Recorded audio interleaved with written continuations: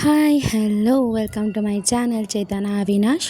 So day 6 ಇನ್ನು ಅಮ್ಮನ ಮನೆಯಲ್ಲಿ ಬಿಸಿಬೇಳೆಭಾತ್ ಮಾಡಿದರು. ಸೊ ಅದನ್ನು ಖಾರ ಇಲ್ಲದೆ ತಿನ್ನೋಕ್ಕಾಗಲ್ಲ. ಸೊ ಹಾಕ್ಕೊಂಡು ಚೆನ್ನಾಗಿ ತಿಂದುಬಿಟ್ಟು ಆಲ್ಮೋಸ್ಟ್ ಇವತ್ತು ಎದ್ದಿದ್ದೆ ನಾನು 9:30 ಆಗೋಯಿತು. ನಮ್ಮಮ್ಮ ಕೂಡ ಎದ್ದೇಳಿಸಲಿಲ್ಲ. ಓಕೆ ಮಲ್ಕೊಂಡು ಅಂದ್ಬಿಟ್ಟು ಸುಮ್ಮನೆ ಆಗ್ಬಿಟ್ಟಿದ್ರು. ಸೊ ತಿಂಡಿ ತಿಂದಾದಮೇಲೆ ರೂಮಿಗೆ ಬಂದು ನೋಡಿದೆ.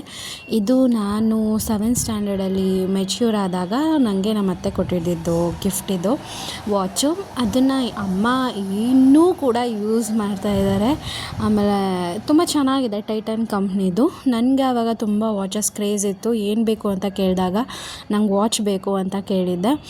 ಸೊ ಆವಾಗ ಕೊಡಿಸೋಂಥ ಫಸ್ಟ್ ವಾಚ್ ಅದು ನನಗೆ ನಮ್ಮತ್ತೆ. ಅಟ್ ಪ್ರೆಸೆಂಟ್ ಇವಾಗ ಅವರು ನನಗೆ ನಮ್ಮ ಮನೆಯವರ ಅತ್ತೆ. ಸೊ ರಿಲೇಷನಲ್ಲೇ ಮದುವೆ ಆಗಿರೋದ್ರಿಂದ ಸೊ ಅದೊಂಥರ ಮೆಮೊರೇಬಲ್ಲು.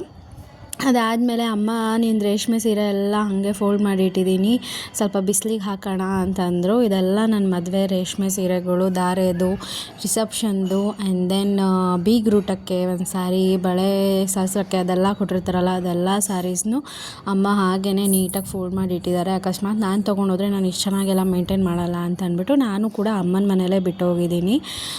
ಅದನ್ನೆಲ್ಲ ನೀಟಾಗಿ ಬಿಸಿಲಿಗೆ ಹಾಕೋಣ ಅಂತ ಅಂದ್ಬಿಟ್ಟು ಹೇಳಿದ್ರು.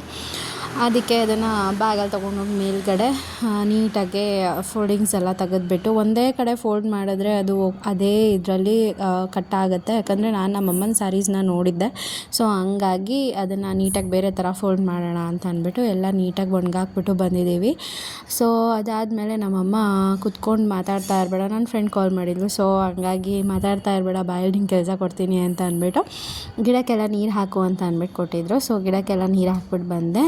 ದೆನ್ ಮೊನ್ನೆ ನಿಮಗೆ ನಾನು ಚಾರ್ಟ್ ಪೇಪರ್ ತೋರಿಸಿದೆ, ಅಣ್ಣ ತಂದುಕೊಟ್ಟ ಅಂತ. ಸೊ ಅದರಲ್ಲಿ ನಾವು ಈ ಥರ ಸಂಡೇ ಮಂಡೇ ಚಾರ್ಟ್ಸ್ನ ಮಾಡ್ಕೊಂಡಿದ್ವಿ. ಬಿಕಾಸ್ ಅಣ್ಣನ ಸ್ಕೂಲ್ ಇದೆ, ಅಲ್ಲಿ ಹಾಕ್ಲಿಕ್ಕೋಸ್ಕರ.